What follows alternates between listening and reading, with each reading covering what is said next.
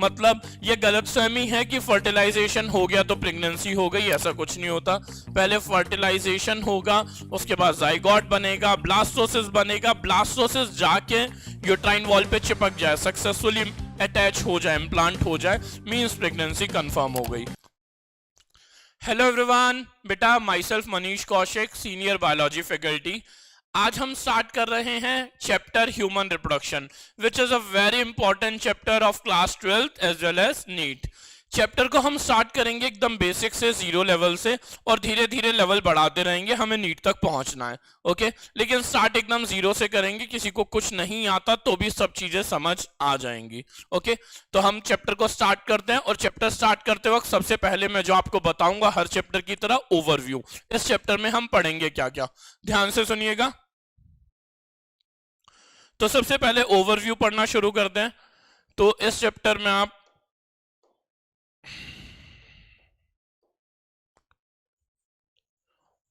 क्या क्या पढ़ोगे? इस चैप्टर में आप एग्जैक्टली पढ़ोगे सबसे पहले mail reproductive system,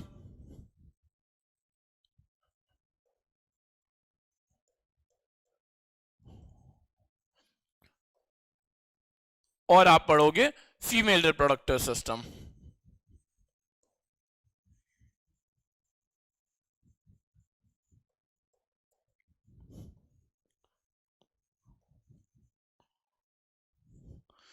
male reproductive system से जो गैमीट्स बनते हैं, that gametes are called as sperms, and sperm are haploid. All gametes are haploid, पता होगा। फीमेल रिप्रोडक्टिव सिस्टम से बनता है gamete ovum, ovum is also haploid, and this process is called as gametogenesis. Gamete बनने के process को क्या बोलते हैं? गैमेटोजेनेसिस। ओके, अब स्पर्म और ओवम का होता है मिलन, स्पर्म और ओवम मिलते हैं, एंड स्पर्म और ओवम के मिलने के प्रोसेस को बोलते हैं फर्टिलाइजेशन। क्या बोलते हैं बेटा? फर्टिलाइजेशन। फर्टिलाइजेशन के बाद बनता है यहां पे जाइगोट। अब यहां पे एन, यहां पे एन, तो जाइगोट क्या हो गया? 2n, mean zygote is diploid. ठीक है, अब जाइगोट जो है वो एक सिंगल सेल है। दुनिया में कितना ही बड़ा ऑर्गेनिज्म हो, उसकी जिंदगी एक सिंगल सेल जाइगोट से स्टार्ट होती है, अगर वो सेक्सुअली रिप्रोड्यूस करते हैं तो। एसेक्सुअल रिप्रोडक्शन में जाइगोट नहीं बनता। ओके, जाइगोट से आगे बढ़ते हैं। अब जाइगोट जो आपका बन चुका है, आपका मतलब बना होगा, तो जाइगोट के बाद नेक्स्ट स्टेप, जाइगोट में स्टार्ट होता है cell division, that is cleavage, that is cell division in zygote. और यहां पे जो सेल डिवीजन होता है वो माइटोसिस होता है। ठीक है, अब जाइगोट जो है वो सिंगल सेल है, एक सिंगल सेल से इतना बड़ा शरीर बनना है तो उसमें बहुत सारी डिवीजन्स होती हैं। जब ये डिवीजन्स होती हैं तो अलग अलग स्ट्रक्चर बनते हैं। एक बीच में स्ट्रक्चर बनता है मोरोला, मोरोला के बाद बनता है ब्लास्टोसिस्ट। ब्लास्टोसिस्ट इंपॉर्टेंट है। अब एग्जैक्टली ब्लास्टोसिस्ट जो बना है, ये ब्लास्टोसिस्ट फीमेल में जो यूट्रस होता है, यूटेराइन वॉल पे जाके अटैच हो जाता है। Attachment of blastocyst to the uterine wall is called as implantation. It is the most important step to ensure pregnancy, to confirm pregnancy. मतलब ये गलतफहमी है कि फर्टिलाइजेशन हो गया तो प्रेगनेंसी हो गई, ऐसा कुछ नहीं होता। पहले फर्टिलाइजेशन होगा, उसके बाद जाइगोट बनेगा, ब्लास्टोसिस बनेगा, ब्लास्टोसिस जाके यूट्राइन वॉल पे चिपक जाए, सक्सेसफुली अटैच हो जाए, इम्प्लांट हो जाए, मींस प्रेगनेंसी कंफर्म हो गई। So next step is implantation.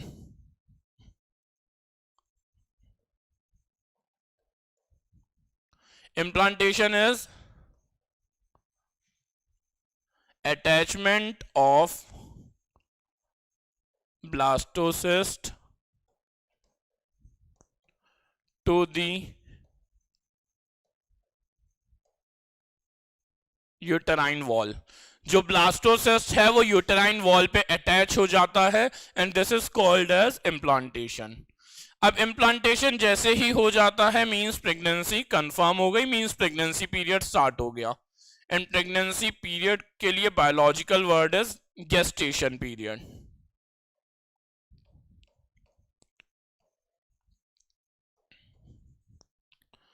जैसे ही प्रेगनेंसी गेस्टेशन पीरियड कंप्लीट होता है मींस जो बेबी है वो अब डिलीवरी के लिए रेडी है। And that delivery process biological name is parturition.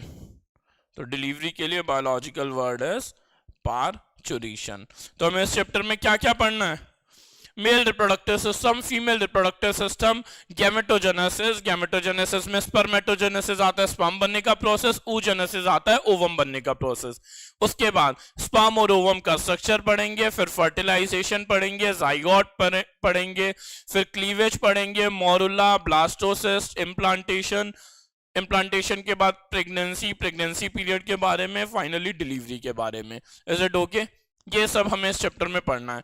अब मैं इस चैप्टर थोड़ा और क्लियर व्यू दूं तो हम इस वीडियो को देख के समझते हैं। ये देखिए, ड्यूरिंग जब डेवलपमेंट होता है, डेवलपमेंट से पहले सेक्सुअल इंटरकोर्स के दौरान बहुत सारे स्पर्म एक फीमेल बॉडी में एंटर करते हैं। ये जितने भी स्पर्म्स हैं ये स्पर्म दोनों फेलोपियन ट्यूब में जाते हैं और फेलोपियन ट्यूब में पहले से बैठा होता है ओवम। किसी एक फेलोपियन ट्यूब में ओवम होगा, उस ओवम से जब स्पर्म मिल रहा होगा दैट प्रोसेस इज फर्टिलाइजेशन। बहुत सारे स्पर्म की रेस लगती है, उसमें कोई एक स्पर्म जीतता है and that process is called as fertilisation.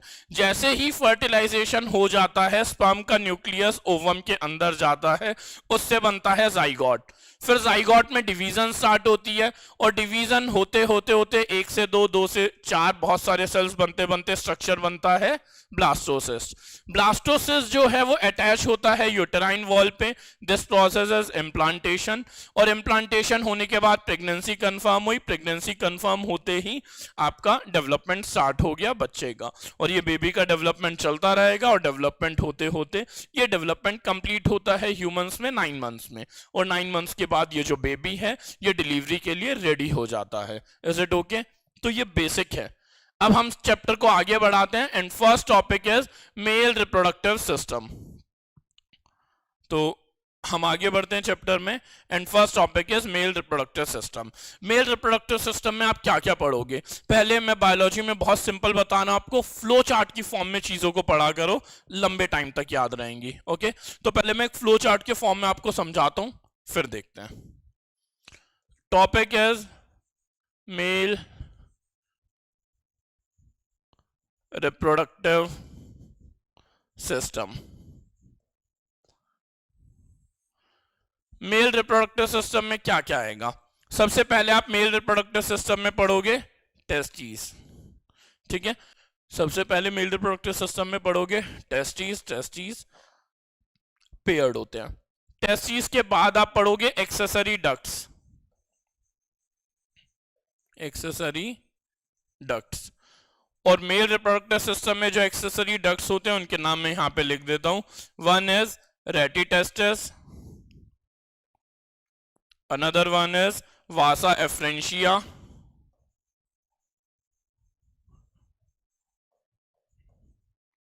next one is epididymis,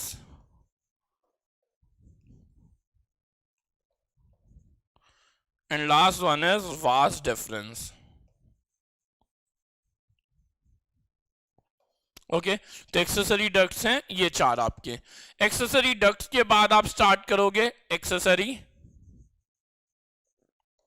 glands. Accessory ducts के बाद हमें पढ़ने हैं एक्सेसरी ग्लैंड्स। और मेल्स में जो एक्सेसरी ग्लैंड्स होते हैं वो क्या क्या होते हैं? One is seminal vesicles, another one is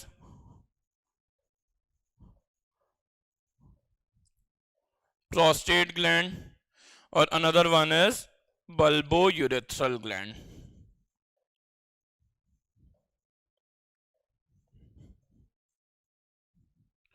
also called as Cowper's gland। इसके बाद हमें पढ़ना है मेल रिप्रोडक्टिव सिस्टम में last, that is external genitalia.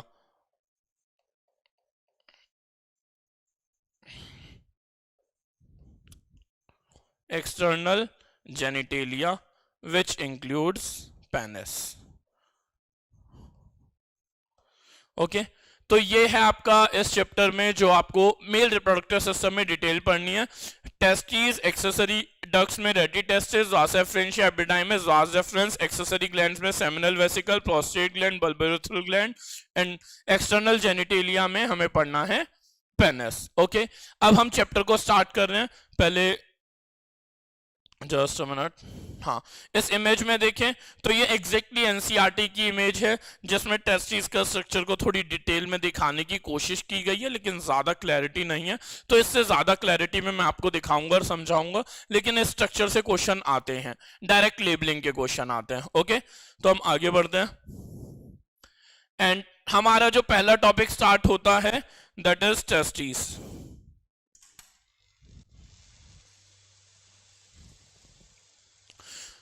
तो हमारा जो पहला टॉपिक स्टार्ट होता है दैट इज टेस्टिस.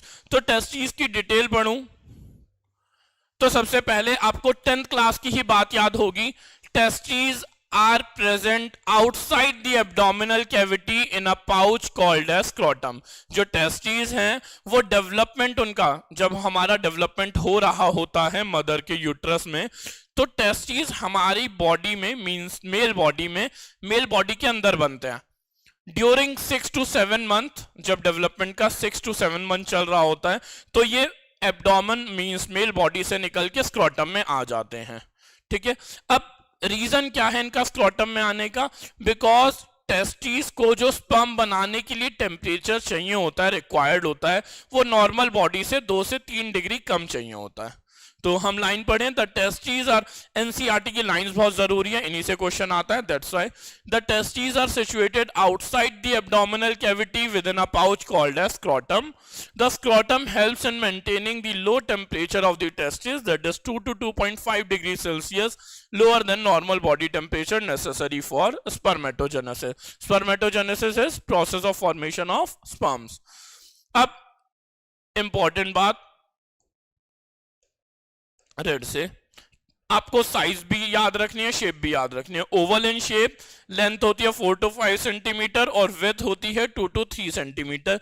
ये क्वेश्चन भी नीट में आया हुआ है. ओके अब इसके आगे जो है वो पहले मैं समझा दूं आपको, उसे समझ लेना फिर उसे पढ़ना. ओके तो इससे आगे की कहानी है टेस्टिस का स्ट्रक्चर. तो टेस्टिस का जो स्ट्रक्चर समझना है ऐसे समझो एक टेस्टिस के अंदर जब टेस्टिस को सिंगुलर फॉर्म में लिखते हैं तो आईएस लिख देते हैं. ठीक है अगर मैं आईएस लिख रहा हूं मींस मैं एक टेस्टिस की बात कर रहा हूं सिंगुलर. एक टेस्टिस के अंदर बहुत सारे कंपार्टमेंट्स होते हैं that are called as testicular lobules. Testicular lobules और ये होते हैं अराउंड 250. कितने होते हैं? अराउंड 250. ओके अब नेक्स्ट पॉइंट, एक टेस्टिकुलर लोब्यूल के अंदर बहुत सारे नहीं 1 to 3 बहुत ज्यादा हाईली कॉइल्ड सेमनीफेरस ट्यूब्यूल होते हैं. एक टेस्टिकुलर लोब्यूल के अंदर अगर डायग्रामेटिक रिप्रेजेंटेशन दिखाऊं तो ये ओवल शेप्ड के टेस्टिस हैं. इसके अंदर ऐसे टेस्टिकुलर लोब्यूल्स हैं और ये लोब्यूल्स हैं 250. ऐसे ये कितने हैं? 250. अब मैं 250 तो एग्जैक्ट दिखा नहीं पाऊंगा लेकिन ये 250 है.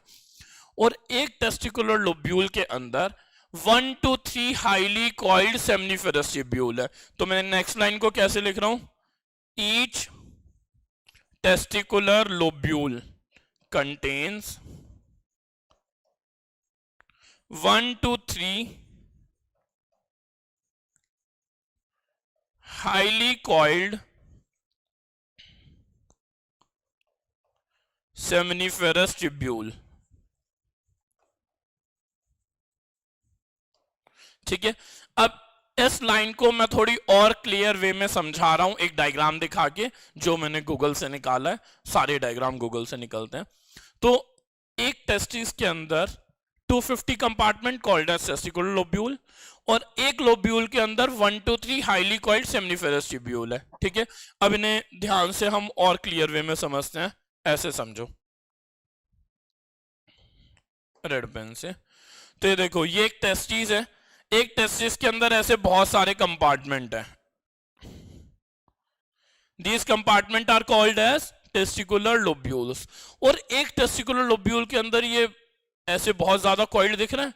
एक टेस्टिकुलर लोब्यूल के अंदर या तो एक या दो या तीन, 1 2 3, एक से कम नहीं होता, तीन से ज्यादा नहीं होते, जनरल वे है, जनरली ऐसा होता है, ठीक है। 1 2 3 दिख रहा है, बहुत ज्यादा कॉइल्ड सेमनीफेरस ट्यूब्यूल प्रेजेंट होते हैं। अब हमें इसी का स्ट्रक्चर और डिटेल में समझना है, ओके। तो ये एग्जैक्टली स्ट्रक्चर है, क्लियर है। आगे बढ़ते हैं। अब पहले हमें जो सेमनीफेरस ट्यूब्यूल है ना, उसका स्ट्रक्चर और डिटेल में समझना है। पहले मैं एक फ्लो चार्ट की फॉर्म में आपको समझाने की कोशिश कर रहा हूं, फिर आगे देखते हैं। तो आप ऐसा समझो कि एक सेमनीफेरस ट्यूब्यूल है,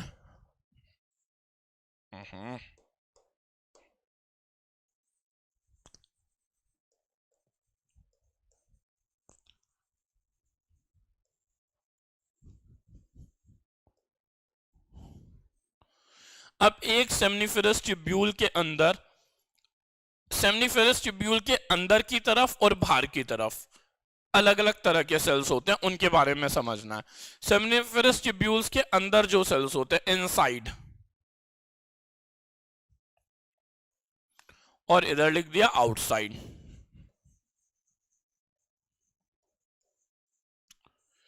ठीक है। आउटसाइड के स्पेस को इंटरस्टिशियल स्पेस भी बोलते हैं, तो वो नाम लिख देता हूं मैं यहां पे, इंटरस्टिशियल स्पेस, ठीक है। एक टेस्ट सेमनीफेरस ट्यूब्यूल के अंदर दो तरह के सेल्स होते हैं, one is spermatogonia,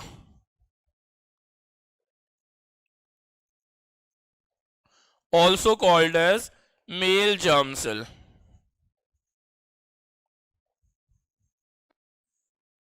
spermatogonia also called as male germ cell.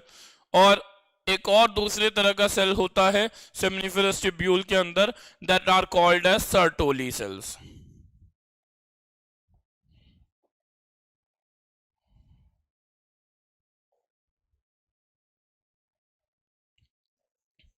Sertoli cells also called as Nurse cells,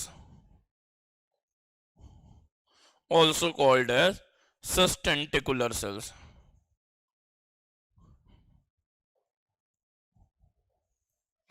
ठीक है। अब जो सेमनीफेरस ट्यूब्यूल के बाहर की जगह है that is interstitial space. Interstitial space के अंदर मेनली तो एक ही तरह का सेल होता है दैट इज लेडिक सेल्स।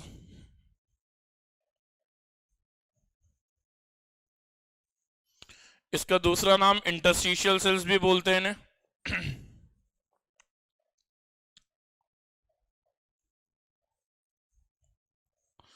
और एक दूसरे तरह के सेल होते हैं, ये बहुत कॉमन है, हर जगह ये होते हैं, लेकिन एनसीईआरटी में एक स्पेशल लाइन लिखी है तो ये भी मैं लिखवा रहा हूं, immunologically competent cells.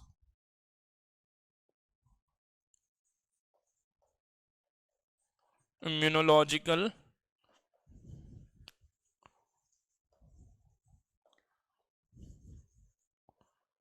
Immunological competent cells, okay. अब इनके बारे में हमें थोड़ी थोड़ी और डिटेल पढ़नी है, पहले फ्लो चार्ट की फॉर्म में पढ़ो, फिर मैं डायग्रामेटिक व्यू भी सिखाता हूं। स्पर्मेटोगोनिया मेल जर्म सेल्स में मियोसिस होती है, और मियोसिस से बनते हैं sperms. Mean spermatogonia male germ cell का फंक्शन क्या है? Sperm formation. सर्टोली सेल्स का फंक्शन क्या है? प्रोवाइड्स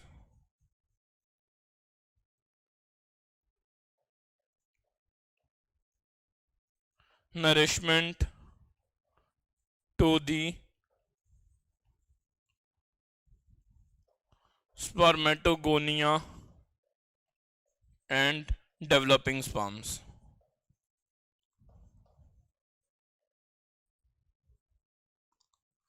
इसका main function Sertoli cell, nurse, nurse का मतलब क्या है?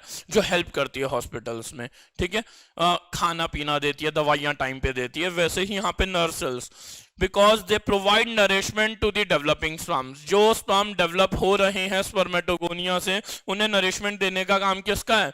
सर्टोली सेल्स का, ओके। लेडिक सेल से हार्मोन रिलीज होता है and that hormone is called as androgen testosterone, testosterone के फंक्शंस आपको पता ही है। टेस्टोस्टेरोन जो है वो स्पर्मेटोजेनेसिस में भी हेल्प करता है, साथ साथ testosterone male secondary sexual characters में भी हेल्प करता है। मूछ, दाढ़ी आना, एग्रेसिवनेस आना, ये सब टेस्टोस्टेरोन की वजह से होता है। और इम्यूनोलॉजिकल कॉम्पिटेंसेस इम्यूनिटी में रोल प्ले करते हैं। ओके, तो बेसिक, इसके साथ साथ हम आगे बढ़ते हैं। एक बार डायग्रामेटिक व्यू समझे तो आप ऐसे समझो, ये मैंने एक टेस्टिकुलर लोब्यूल बनाया है। क्या बनाया? ये एक टेस्टिकुलर लोब्यूल। अब मैंने बताया था एक टेस्टिकुलर लोब्यूल के अंदर या तो एक या दो या तीन हाईली कॉइल्ड सेमनीफेरस ट्यूब्यूल होंगे, लेकिन अगर मैं उन्हें कट करूं तो उनका तो क्रॉस सेक्शन ऐसे ही दिखेगा ना, एक सर्कल टाइप। तो मैं एक सर्कल टाइप के फॉर्म में उसे ड्रॉ कर देता हूं। तो ये टेस्टिकुलर लोब्यूल के अंदर ये एक सेमनीफेरस ट्यूब्यूल हो गया, ये दूसरा सेमनीफेरस ट्यूब्यूल हो गया, और ये एक तीसरा सेमनीफेरस ट्यूब्यूल हो गया। इसे ग्रीन वाले को लिख देते हैं हम सेमनीफेरस ट्यूब्यूल। ओके, अब इसके साथ साथ मैंने आपको बताया कि सेमनीफेरस ट्यूब्यूल के अंदर दो तरह के सेल होंगे। एक तो होता है स्पर्मेटोगोनिया, तो यहां पे मैं अंदर कॉर्नर्स पे जो बना रहा हूं ये व्हाइट पेन से, दीज आर स्पर्मेटोगोनिया, तो इन्हें बना देते हैं, इनके बारे में लिख देते हैं spermatogonia, also called as male germ cells, also called as male germ cells. इसके साथ साथ मैंने आपको बताया यहां पे एक और तरह के सेल होते हैं, ब्लू पेन से दिखा रहा हूं, these are called as Sertoli cells, also called as nerve cells, also called as sustentacular cells. और मैंने आपको बताया, अब मैं बता रहा हूं ग्रीन पेन से, कि ये जो बाहर का स्पेस है, this space is called as interstitial space, yes और नो? अभी हमने पढ़ा फ्लो चार्ट में। और इस इंटरस्टिशियल स्पेस में भी दो तरह के सेल होते हैं, लेकिन मेन आपके कोर्स में एक है, दैट आर लेडिक सेल्स। तो हम लेडिक सेल्स बना देते हैं यहां पे किसी और पेन से, ये बना दिया मैंने येलो से, तो यहां पे बना दिया हमने लेडिक सेल्स। और लेडिक सेल्स है also called as interstitial cells, इनसे हार्मोन निकलता है testosterone.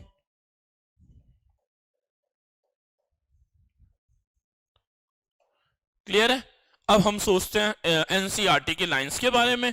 Each lobule contain 1 to 3 highly coiled seminiferous tubule in which sperms are produced. Each seminiferous tubule is lined on its inside by two type of cell, that is male germ cell and Sertoli cells. Male germ cell meiotic division करके sperm बनाता है, अभी flow chart में पढ़ा। Sertoli cell provide nourishment.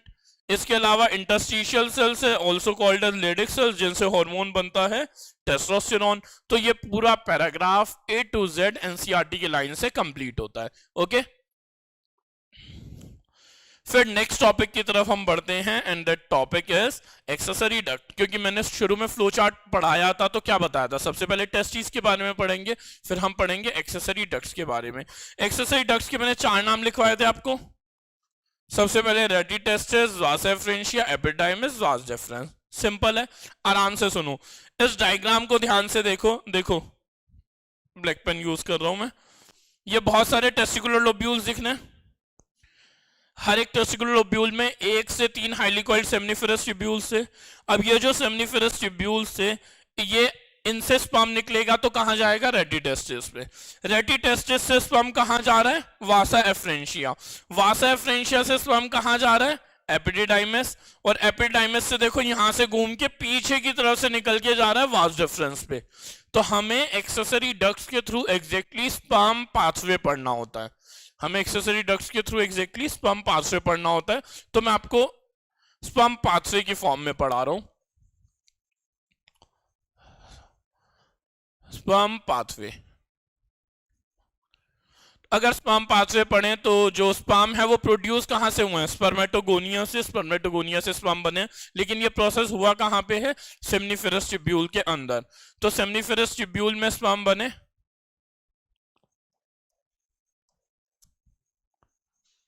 Seminiferous tubules में sperm बने। Seminiferous tubule से sperm कहां गए? रेडी टेस्टिस में, यस और नो? रेडी टेस्टिस से कहां गए? वासा एफ्रेंशिया में।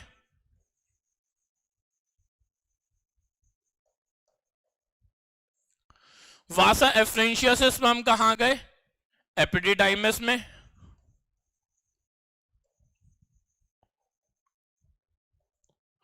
एपिडिडाइमस से स्पर्म कहां गए? वास डिफरेंस में। जो वास डिफरेंस है वो स्क्रोटम से निकल के एब्डोमेन की तरफ आती है और यूरिनरी ब्लैडर के पीछे से लूप होती हुई आगे की तरफ आती है। वास डिफरेंस जब आ रही होती है तो फिर जो एक्सेसरी ग्लैंड्स है, seminal vesicle, prostate gland mainly, ये दोनों अपना सिक्रीशन रिलीज कर देते हैं वास डिफरेंस में। ये दोनों अपना सिक्रीशन सिक्रीट कर देते हैं, रिलीज कर देते हैं वास डिफरेंस में। अब वास डिफरेंस में जैसे ही सिक्रीशन मिलता है, उनके सिक्रीशन को बोलते हैं सेमिनल प्लाज्मा। अभी डिटेल में पढ़ाऊंगा। तो जैसे ही सिक्रीशन मिलता है, जैसे ही सिक्रीशन मिला, तो वास डिफरेंस का नाम हो गया एजैकुलेटरी डक्ट, क्योंकि स्पर्म इनमें पहले से था। सेमिनल फ्लूइड, सेमिनल प्लाज्मा इन्हें मिल गया, तो अब सेमिनल फ्लूइड, सेमिनल प्लाज्मा दोनों सेम बात है, प्लस स्पर्म फॉर्म सीमेन। जैसे ही सीमेन बन जाता है तो अब इसका नाम क्या पड़ गया वास डिफरेंस का? Ejaculatory duct. ओके, तो वास डिफरेंस को जब मैं यहां पे लिख रहा हूं तो यहां पे एक एरो लगा रहा हूं और इस एरो में लिख रहा हूं seminal fluid from accessory glands, और अब इसका नाम हो गया ejaculatory duct।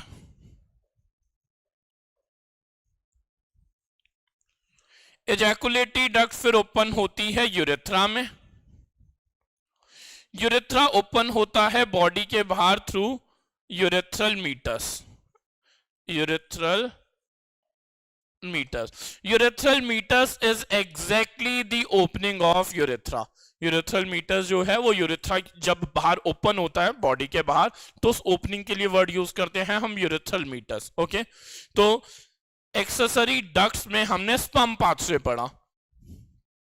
अगर आगे बढ़े तो ऐसे समझिए, एक्सेसरी डक्ट का पैराग्राफ ये रहा। The mails accessory duct include ready testis, Vasa efferentia, epididymis, vas deferens. इनके बारे में पूरी डिटेल जो गिवन है ये मैंने पढ़ा दी है। सारे एनसीईआरटी के पैराग्राफ यहाँ पे लगे हुए हैं। ये पैराग्राफ हम साथ साथ कंप्लीट करते जा रहे हैं। आप इन पैराग्राफ को बस नोट्स बना के एक बार रीड करोगे, आपको आपका चैप्टर क्लियर हो जाएगा जितना मैं आज की वीडियो में पढ़ाऊंगा। ओके, तो हमारा एक्सेसरी डक्ट यहां पे ओवर हुआ। एक्सेसरी डक्ट के बाद स्टार्ट होता है एक्सेसरी ग्लैंड्स। अब एक्सेसरी ग्लैंड्स जो हैं ये होते हैं तीन, सेमिनल वेसिकल, प्रोस्टेट और बल्बोयूरेथ्रल।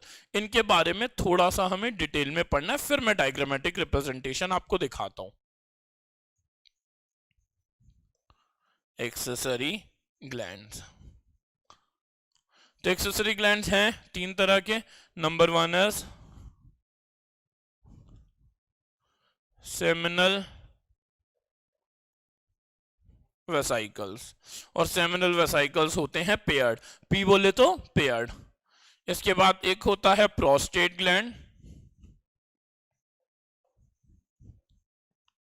और प्रोस्टेट ग्लैंड होता है वन, मतलब ये अनपेयर्ड होता है। ओके, और इसके बाद आते हैं bulbourethral gland,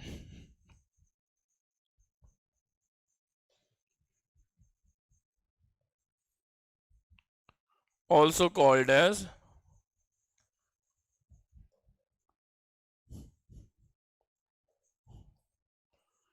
Cowper's gland. Bulbourethral gland also called as Cowper's gland. हम इन तीनों के बारे में पढ़ना है।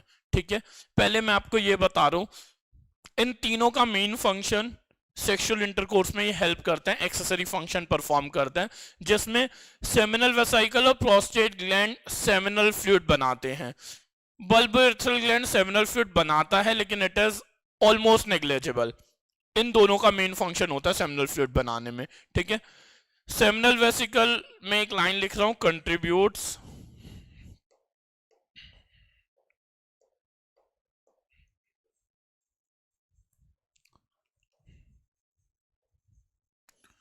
60% to the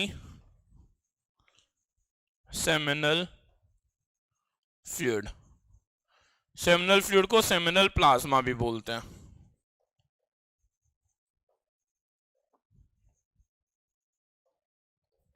इसमें एक और पॉइंट आता है, seminal vesicle secrete some important enzymes, some important enzyme, और एक और चीज fructose, which are important for sexual intercourse या which are important for sperm health. तो यहां पे लिख देते हैं secretes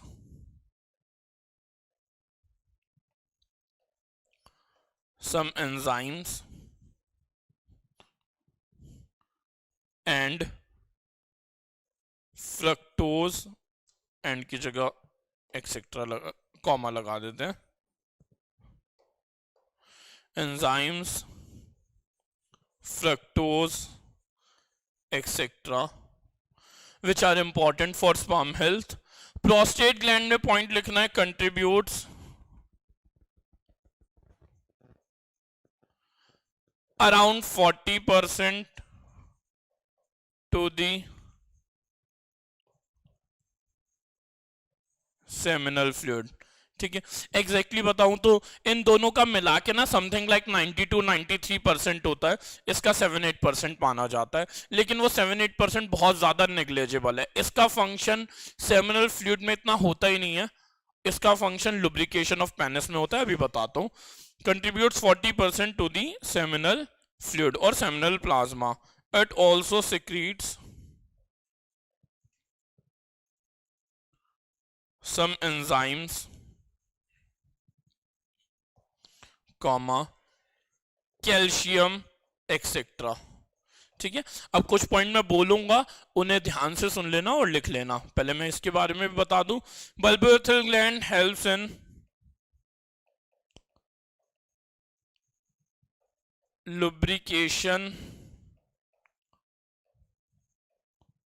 of penis during sexual intercourse। ठीक है, तो तीनों के बारे में समझते हैं। सबसे पहले बल्बोरेथ्रल ग्लैंड। बल्बोरेथ्रल ग्लैंड्स जो होते हैं, एक बल्बोरेथ्रल ग्लैंड्स जो होते हैं, they help in lubrication of penis during sexual intercourse. Exactly जब सेक्सुअल इंटरकोर्स करते हैं तो पेनिस या वेजाइना जो है, ऑलरेडी हमारे बॉडी के फ्लूइड्स उन्हें थोड़े लुब्रिकेट कर देते हैं for smooth sex, for smooth sexual intercourse. ठीक है, तो ये एग्जैक्टली मेल्स में किसका फंक्शन है? बल्बोरेथ्रल ग्लैंड का। नेक्स्ट, सेमिनल वेसिकल्स जो होते हैं वो 60% ऑफ द सेमिनल फ्लूइड बनाते हैं, कुछ इंपॉर्टेंट एंजाइम रिलीज करते हैं और फ्रक्टोज रिलीज करते हैं। फ्रक्टोज पे मैं लगा रहा हूं star, because fructose can only be secreted by seminal vesicles in humans. Humans में ऐसा कोई ग्लैंड या ऐसा कोई भी ऑर्गन टिश्यू नहीं है जो फ्रक्टोज रिलीज कर सके। Is it okay? फ्रक्टोज सिर्फ यहीं से होता है। दैट्स व्हाई जो फोरेंसिक रेप केसेस होते हैं, फोरेंसिक रेप टेस्ट, उसमें वेजाइना में फ्रक्टोज चेक किया जाता है। अगर वेजाइना में फ्रक्टोज है मींस रेप टेस्ट पॉजिटिव है, मींस रेप हुआ है। अगर वेजाइना में फ्रक्टोज नहीं है मींस रेप नहीं हुआ।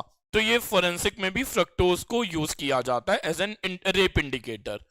Prostate gland contributes 40% to the seminal fluid, secrete some important enzymes, and calcium। Calcium is important for sperm motility. अगर किसी की बॉडी में कैल्शियम की कमी है तो स्पर्म की मोटिलिटी कम होगी, मींस इनफर्टिलिटी के चांसेस बढ़ेंगे। ऐसा नहीं है कि हो ही जाएगी, इनफर्टिलिटी के चांसेस बढ़ जाएंगे। ओके, तो ये था आपका एक्सेसरी ग्लैंड्स। और अब हम मेल रिप्रोडक्टिव सिस्टम के लास्ट टॉपिक पे मूव ऑन करने से पहले देख लेते हैं। ये देखो, ये होते हैं सेमिनल वेसिकल्स। इनकी डक दिख रही है आपको कैसे ये ओपन हो रही है वाज डिफरेंस में, ये वाज डिफरेंस आ रही है यहाँ पे, और ये वाज डिफरेंस में सेमिनल वेसिकल की डक्ट ओपन होती है। प्रोस्टेट ग्लैंड भी यहीं पे ओपन होता है। और फिर स्पर्म को जैसे ही सेमिनल फ्लूइड मिलता है तो sperm plus seminal fluid is called as semen. ये मैं लिख देता हूं एक इंपॉर्टेंट लाइन,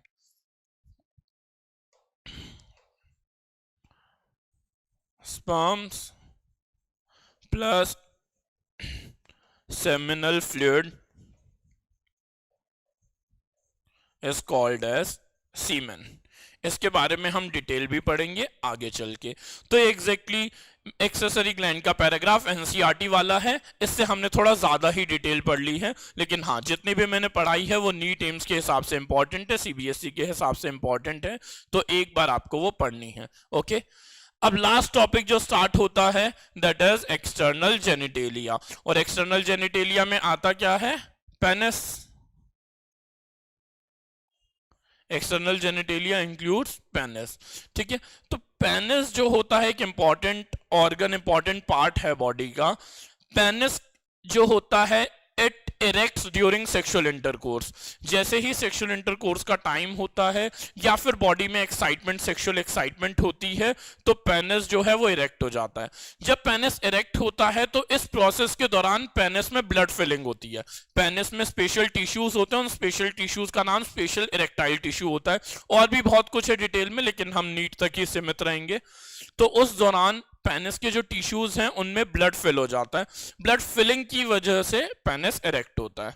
ठीक है, अब आपको सोचना है, एक क्वेश्चन है नीट का, सिंपैथेटिक और parasympathetic nervous system causes erection of penis. ध्यान से सोचो, sympathetic nervous system blood pressure बढ़ाता है, पैरासिम्पैथेटिक ब्लड प्रेशर कम करता है। ब्लड प्रेशर जब कम होगा तो वैसो डायलेशन होगा, मतलब ब्लड वेसल्स डायलेट होंगी। ब्लड वेसल्स जितनी ज्यादा डायलेट है मींस ब्लड फिलिंग उतनी ज्यादा है। ब्लड फिलिंग जितनी ज्यादा है उतना इरेक्शन ऑफ पेनिस अच्छे से होगा। That's why parasympathetic nervous system causes erection of penis. तो ये कुछ इंपॉर्टेंट लाइन आ गई अब हमारी।